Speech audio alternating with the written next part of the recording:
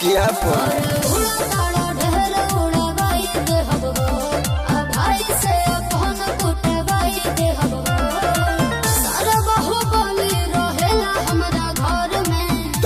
सुन ले के कदिन बाकी बोली शहर में लेके पिस्टल घूमी ले कमर में तू पसंद बारू पहले नजर में लेके पिस्टल घूमी ले कमर में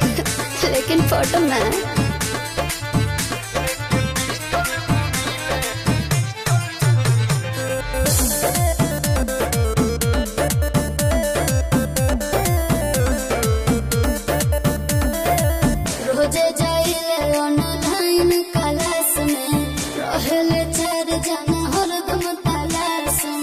हमरा रहते अभी डरते रहू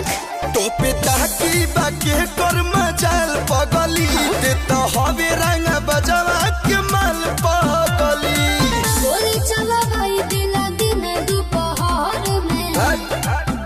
के कर दिन बाकी बोली शहर में लेके पिस्टल घूमी ले कमर में तू पसंद बारू पहला नजर में लेके पिस्टल घूमी ले कमर में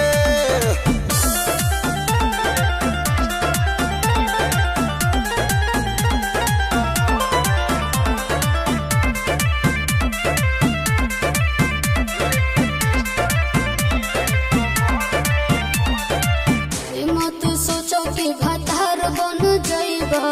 आंसू प्रियांशु के शिकार बन जाइबा शिकार हम शेर कोई सन जे शिकार न करे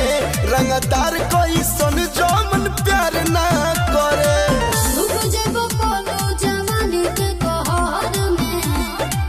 हके कदिन बाकी बोली शहर में लेके पिस्टल घूमी ले कमर में तू पसंद बारू पहला नजर में लेके पिस्टल घूमी ले कमर में बुझलू।